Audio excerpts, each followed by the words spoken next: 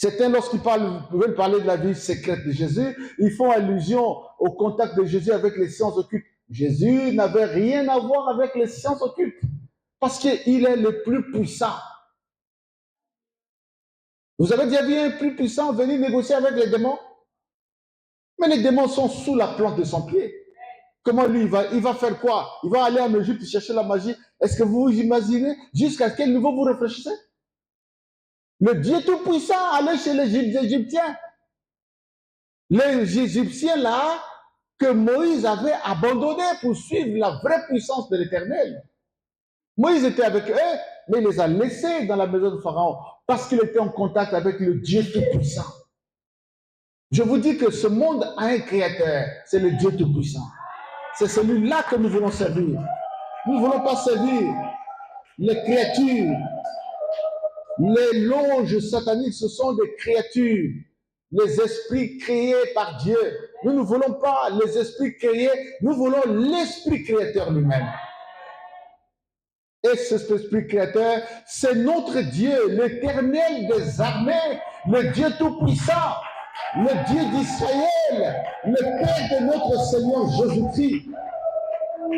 Je vais ouvrir aussi une parenthèse. Moi, j'aime les parenthèses parce que les parenthèses, attention, il ne faut pas diviser Jésus et son Père.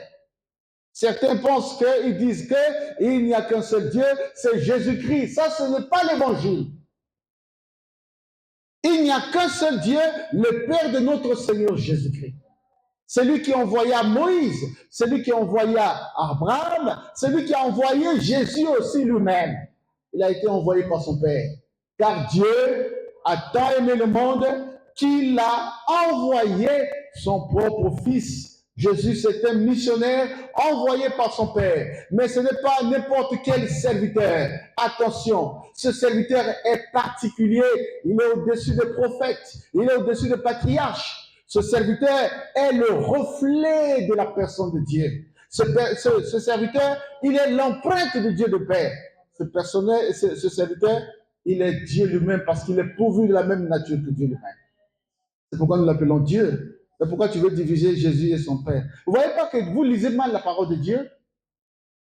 C'est comme je disais dans une vidéo, beaucoup de gens connaissent Dieu, mais ils le connaissent la tête en bas et les pieds en l'air.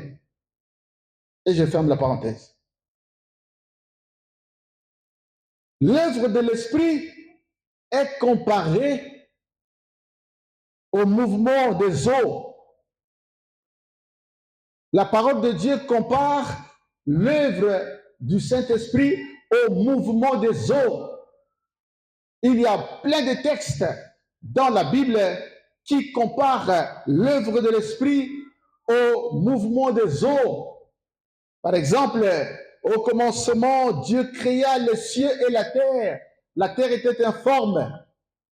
Et l'Esprit de Dieu se mouvait au-dessus des eaux. Vous voyez cette relation entre l'Esprit et les eaux. L'œuvre de l'Esprit est toujours comparée aux eaux, au mouvement des eaux. C'est pourquoi Jésus a dit, si celui qui croit en moi, celui qui vient à moi, il le recevra. C'est le texte que nous avons lu. Si quelqu'un a soif, qu'il vienne à moi et qu'il boive. Celui qui boit, au-dedans de lui jaillira de l'eau.